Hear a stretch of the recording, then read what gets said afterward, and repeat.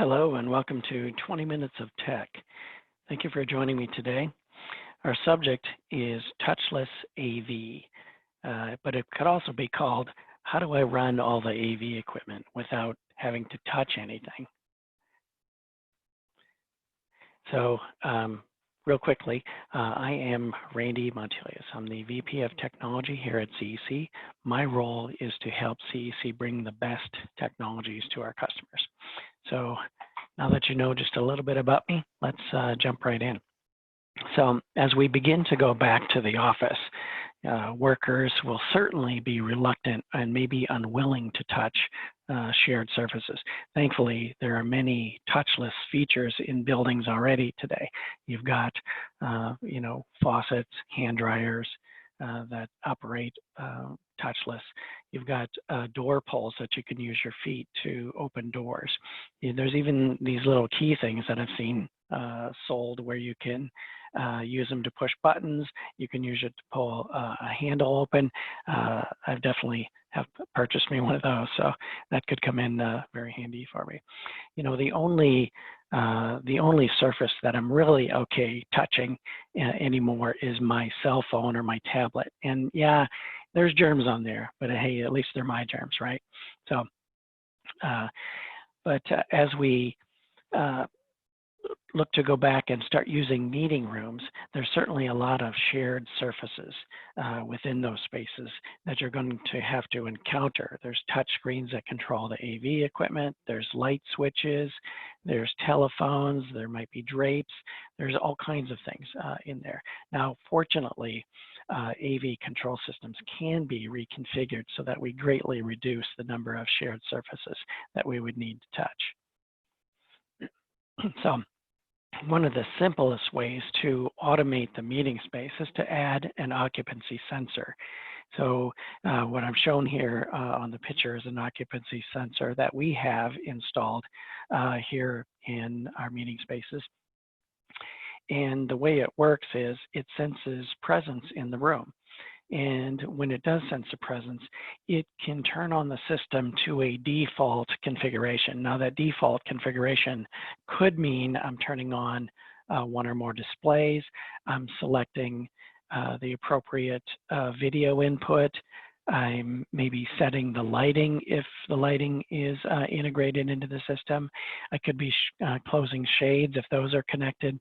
So really, it can do a one-time setting and pull up a pre-configured arrangement within the room.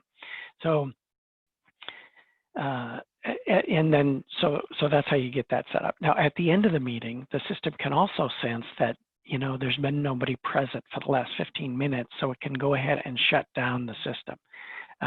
So that's how that would operate. Now, what's shown here is a dual technology occupancy sensor.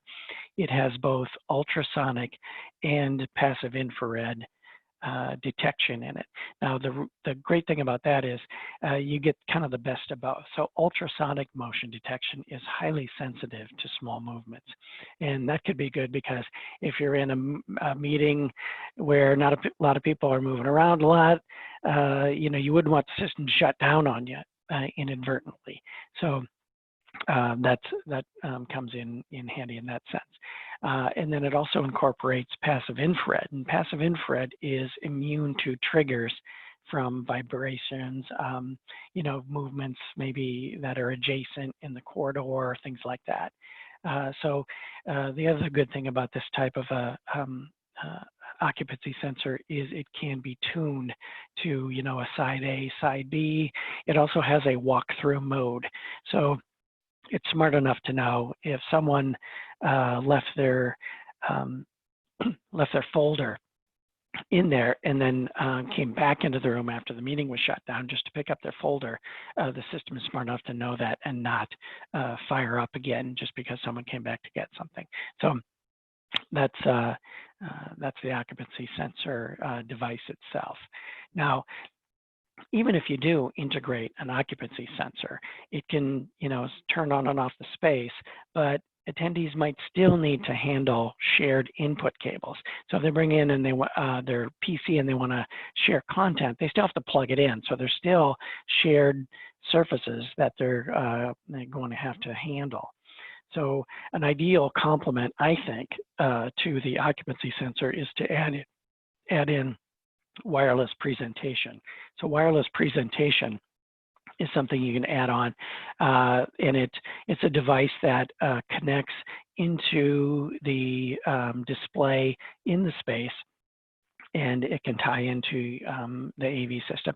And the way it operates is it puts up kind of a splash screen, and on that splash screen, it will give instructions for how to connect. It might be, you know, a web page. It might be an IP address, just something that you, the participant would come in, type that into their browser, and that would get them connected into the system. Now, to actually share content and enter the wireless presentation, you have to put in the 4-digit code. Now that 4-digit code is also displayed. Now, the code is displayed local, and that's a good thing because it requires that the participant who's going to be sharing is actually in the room. So in that sense, it helps cut down on somebody who potentially could hack the meeting, you know, from outside the space. In terms of looking at how that incorporates into the overall AV system, you've got your AV system that incorporates displays, cameras, microphones, touch panels, room status panel, just a number of things. Now the items in blue really constitute what we're adding. We're adding the wireless presentation system, we're adding the occupancy sensor. Now both of those items really connect to the AV room controller. So the AV room controller really is the prerequisite to incorporating some of these devices. So the AV room controller really is the brains of the system. So if we want to turn on the system and bring it up into a default configuration, it's the AV room controller that's going to be able to do that for us from the input from the occupancy sensor. So that works out pretty good. But what if we need to call remote participants? What if we need to do more than just a default configuration? What if we can't live with just a default configuration? Some of the other things we might need is volume, camera settings, things such as that. We're going to need something, a little bit different approach. And I think that approach is really to go with a room control app that you install on your smartphone.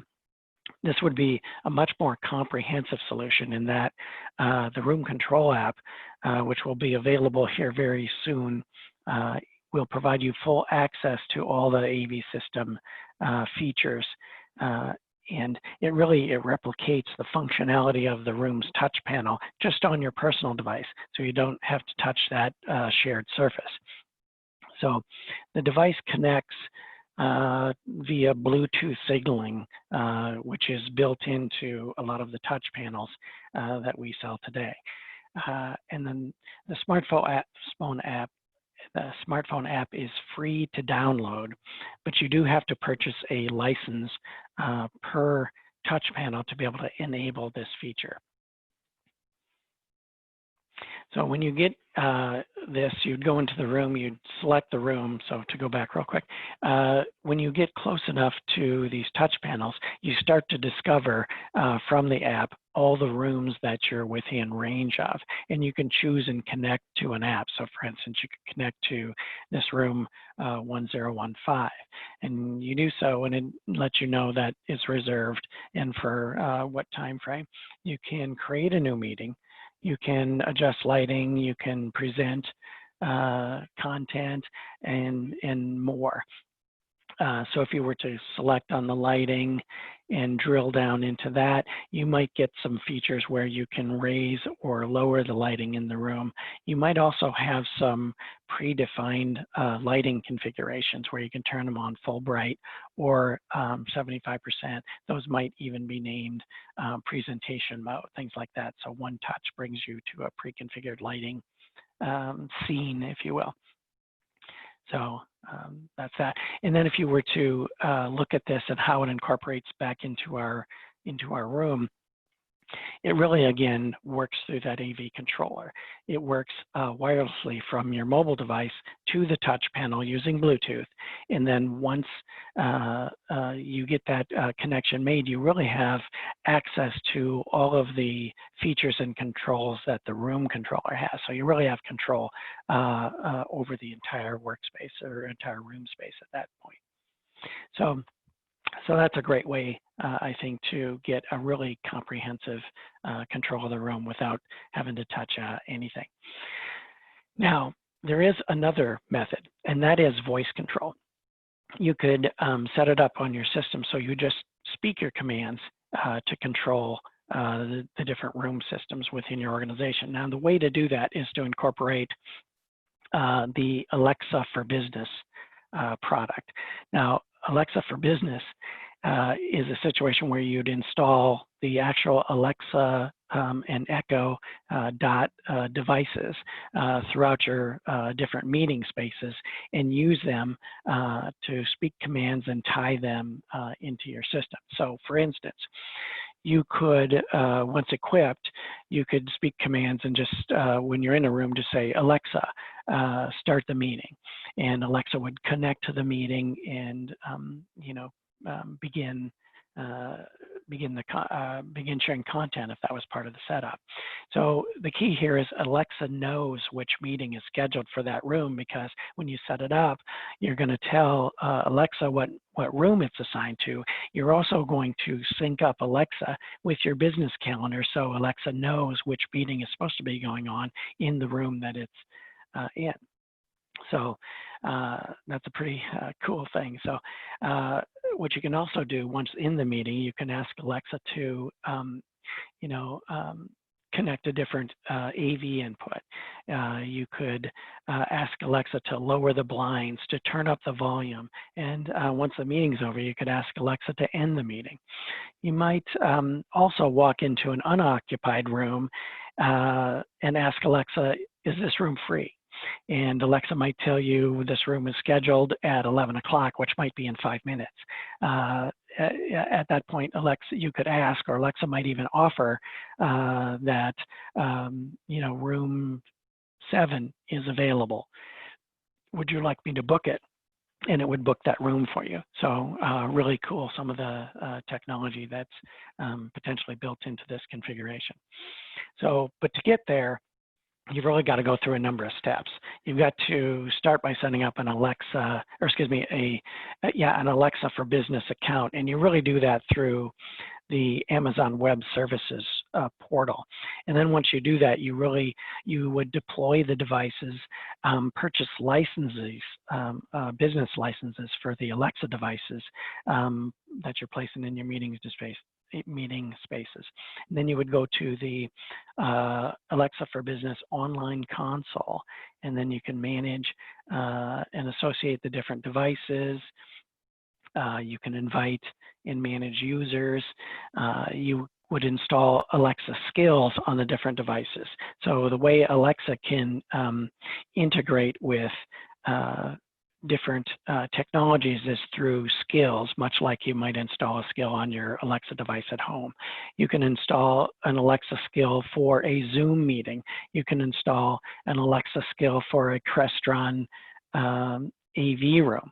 And so installing those skills is what allows Alexa to control those systems and to join those meetings.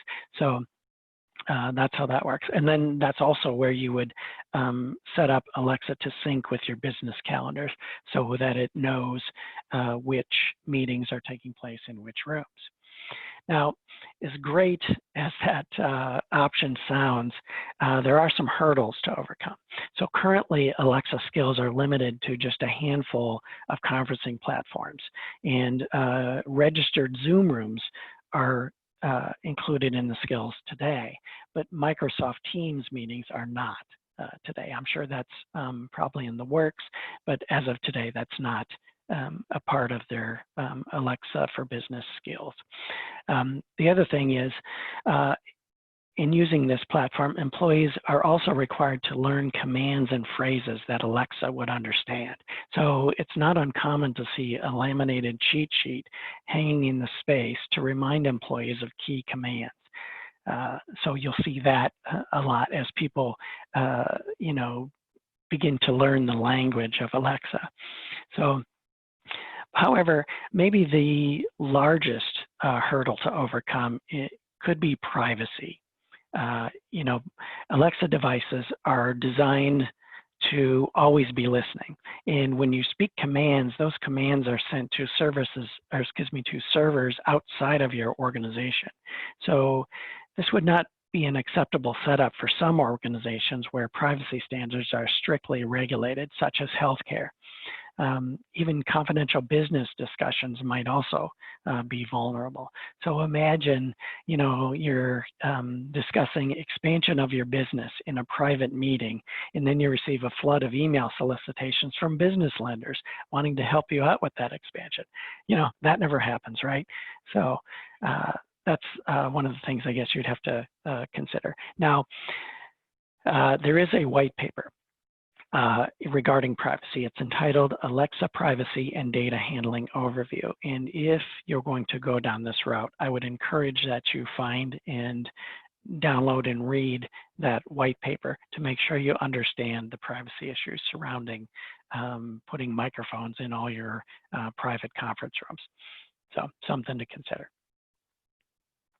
So in summary, I would say that given the choices available, the occupancy sensor, especially coupled with a wireless presentation system, I think is a great choice for that simple presentation space, that space that's only used for sharing content.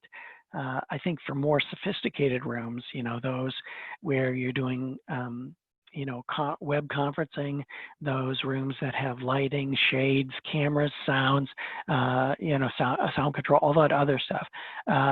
That type of room, I think, would greatly benefit from the additional control, that a room control app's going to provide you. Voice control, although it's very cool, there are some issues that you'll need to be aware of and understand before going down that path.